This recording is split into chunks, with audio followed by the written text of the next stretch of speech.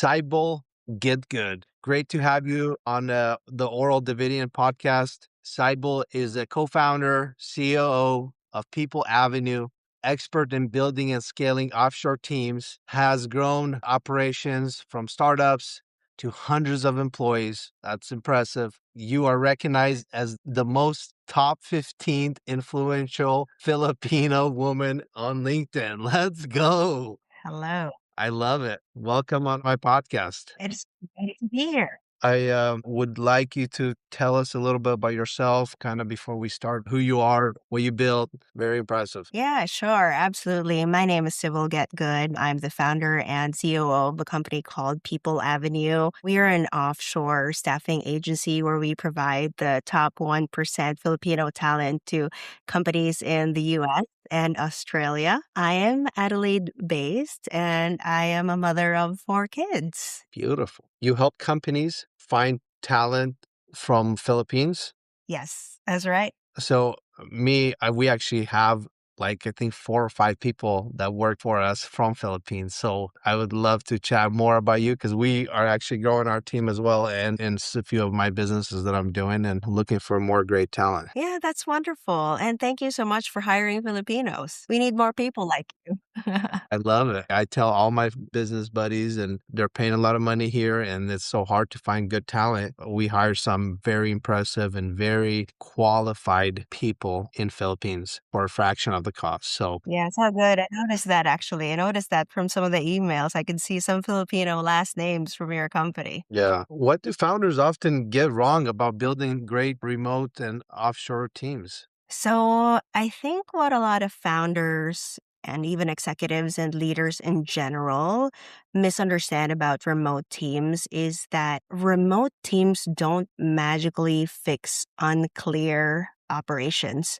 So if your business is chaotic locally, offshoring won't solve that. It'll just outsource chaos. And a lot of founders and leaders in general, they expect their offshore teams to just figure it out, and they don't invest time in onboarding and giving them clarity and even context. And, when that happens, that's when things start to break. And you don't even need like all the perfect SOPs before you offshore, but you need at least clarity and expectations and some sort of a playbook. Yeah, you got to give them instructions, at least some directions, because I've noticed, I worked with a few great companies, and I've noticed they hired some people from overseas and they expect them because they are qualified to know how to run their company Exactly. without very clear instructions, direction of what their culture is and what their values are and what they expect from them. So like it's very important to be very clear and have a SOP and give directions, and then you'll be successful. Yeah, absolutely. And sometimes you need to bridge the context as well because, a lot of the leaders abroad or founders abroad, they don't realize that Filipinos have probably never set foot in a US or an Australian address. Yeah. Yeah. And so you need to kind of explain those things because everything's so foreign to them. So that's also another thing that they misunderstand about offshoring. They misunderstand giving context to people. You have to be more explicit in, telling that story. Yeah. I went through that process. So I went through that exact problem too. Like, hey, here's all the work needs to be done without anything else. Filipinos are the nicest people. Yes, we are. They're just the nicest people. I actually been to Philippines a few years ago on a mission trip with my church. Oh, nice. I loved it. I'm planning to go back one day. And it is a very Christian Catholic nation. So that you must have been well received. Yeah, yeah, it was great. I mean, the people there just, I traveled to a lot of different countries, and I think Philippines was the most welcoming, nicest people, down to earth, and just great experience. But how do you scale your company from zero to hundreds of employees? Like, that's very impressive. How do you have the time? Like, you said you have 3 children? 4. 4. Yeah, without like creating chaos and like it's a lot of work. And I built a few big companies, and I know how it is to have a lot of employees. And I would like to hear your story, your side. Oh my goodness. I have a layered answer to this question, so I apologize if it's going to be a little long, but Let's go. I love this question because this is one of the areas where I've built my reputation around. So I'm usually the person that a company brings when they need to build a large team in a very short amount of time. So the first thing that you really need is clarity. You need clarity on the runway, the budget, the commercial intention, and ultimately the end goal. So recently I had to build a company from the ground up, and my mandate was to build it from 0 to 100 people in 6 months' time, including an office and including a full middle management capability. And in order to build that, I had to really understand, what are we doing here? What is the intention? Where is this business going? And so the first thing is really clarity. And also another thing is, you need to build context both ways, because I can have the clarity of what I'm building, but my clients and my business partners, they need to have clarity of what it's like to build companies and teams in the Philippines, because there's different labor laws, it's different market context, and all of that stuff. And then the second thing, and I think this is probably my signature move, is to have exceptional project management. This has been like one of the biggest reasons I've been able to scale teams really, really quickly, because you need to understand that commercial intention, but you need to see the end goal, be able to deconstruct what are the actual milestones. And from the milestones, how do you deconstruct that even further into tasks? And you need to know, what are you going to do their first night, first 30 days, first 60 days, first 90 days, and how do you achieve that outcome? And then the third one, actually I have three and four, but the third one is like, have a really, really good initial like jumpstart team. Have your people who you know is proven to be able to build that level of business. So for me, I always get a good recruiting person, I get a good ops person, I get a good HR person, because they're the foundation to whatever it is that you're building. And then the last one is establish a really healthy operating rhythm. So in my company today, we have about 60 employees. We have like a weekly general assembly, which is basically like a town hall where we update our people. Hey, this is where the business is at this week. And these are, what's working, what's not working.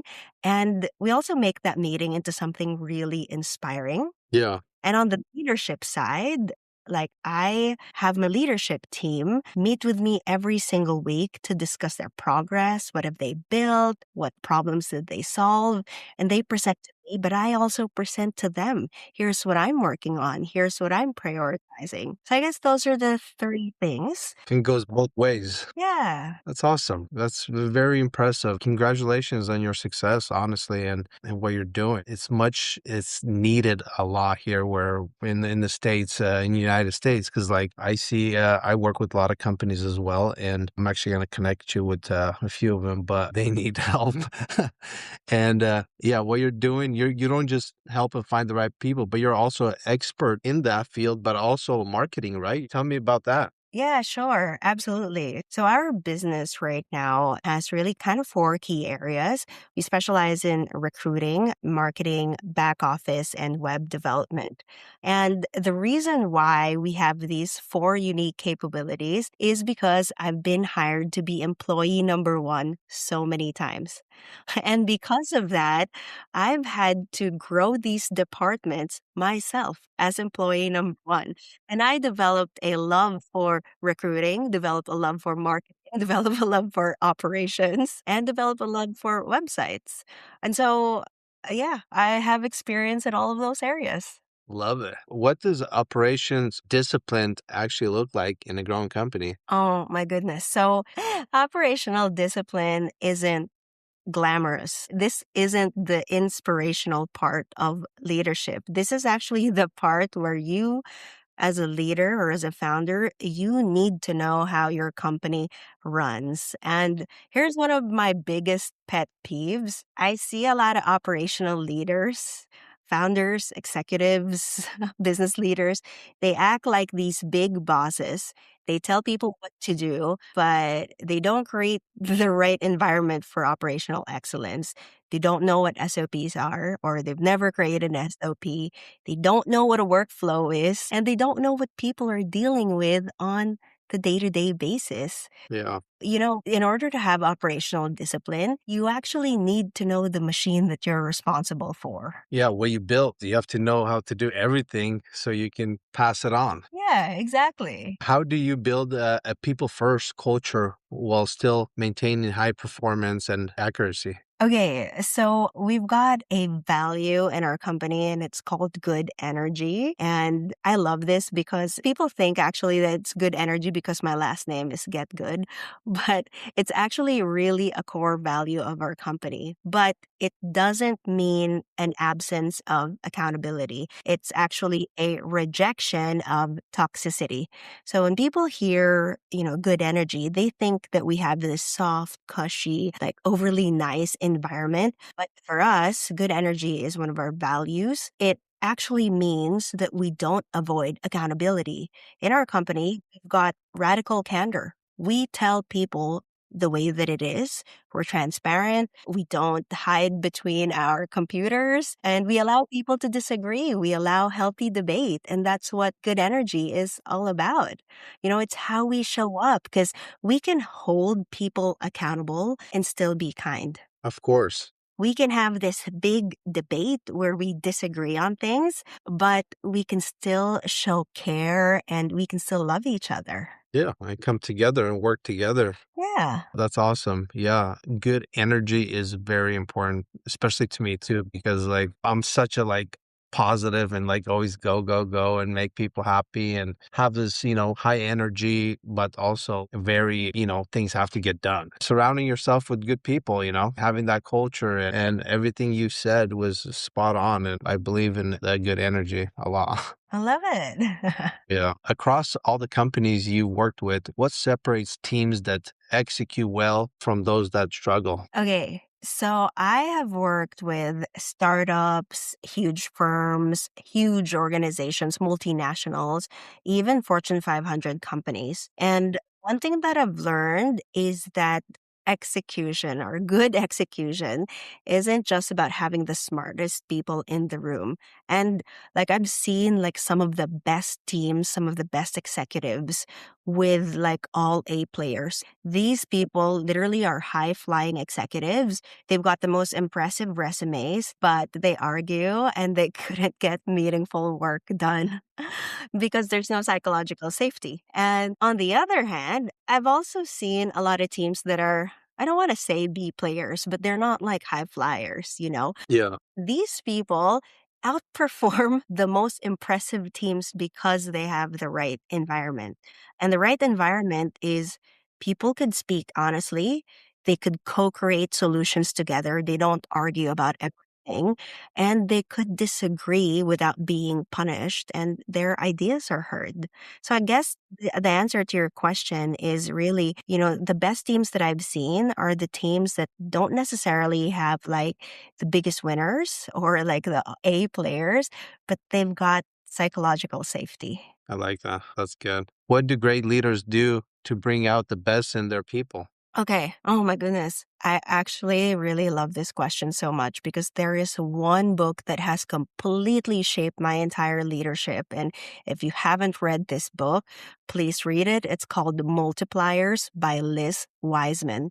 So it's called multiplier leadership because if you're a multiplier leader, you bring out the best in people. And she writes down, I think, 7 attributes of what a multiplier is. And I don't know everything at the back of my hand, but one of them is an investor. That's one of the attributes. And when you're an investor, you invest in people. You see the best in them, and then that's how they become the best versions of themselves.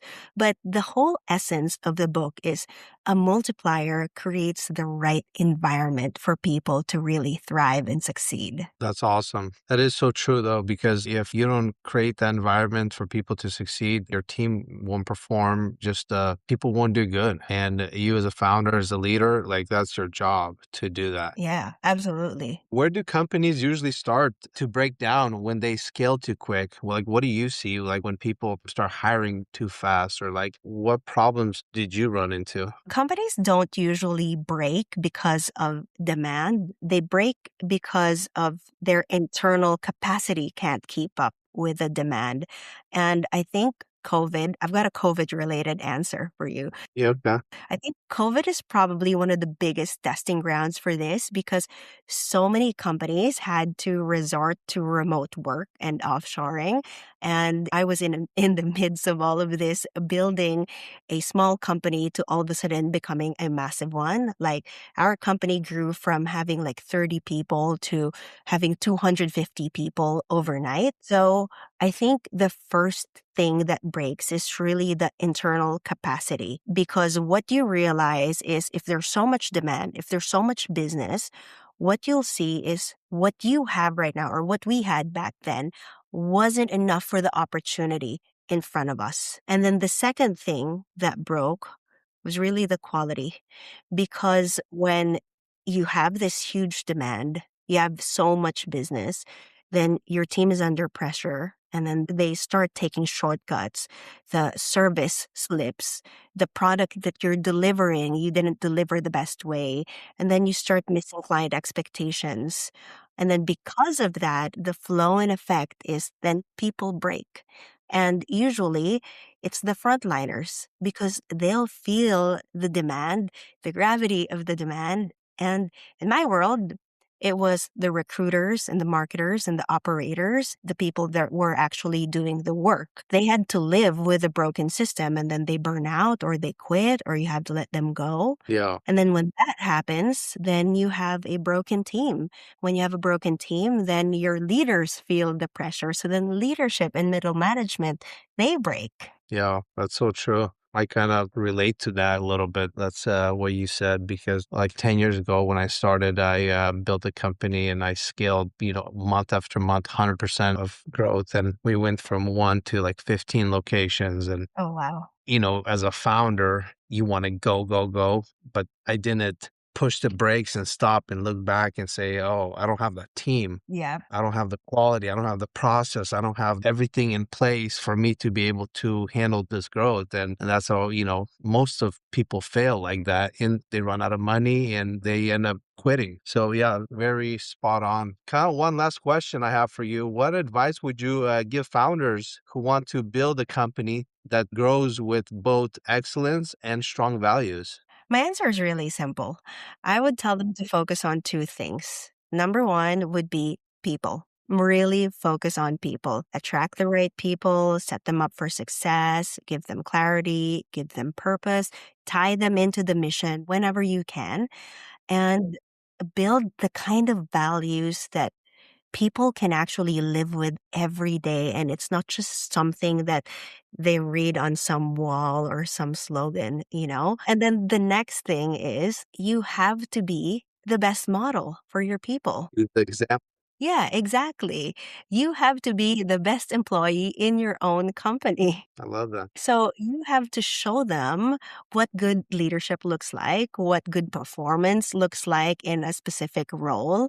You've got to be the model that they look up to every day. And if you're not doing that, you are definitely not going to scale. But if you just focus on these two things, I can guarantee no matter what industry, no matter what environment, you're going to achieve scale, you're going to grow, and you're going to perform. Awesome. Well, how do people find you? Well, I am on LinkedIn. Just look me up, Cybill Getgood, and my company's website is thepeopleavenue.com. Let's go. Thank you so much for being on Oral Davidyan Show. And I might set up a call with you because I want to talk to you about the things we're doing. And I think we can work together on some stuff. I'm excited. Yeah, awesome. Thank you so much for having me. Thank you. God bless. Have a wonderful, is it day or night there? It is 5 a.m. 5 a.m. Oh my God, that's crazy. That's all right. Yeah, well, hey, have a wonderful morning. Nice meeting you. Yeah. Nice meeting you. God bless you too.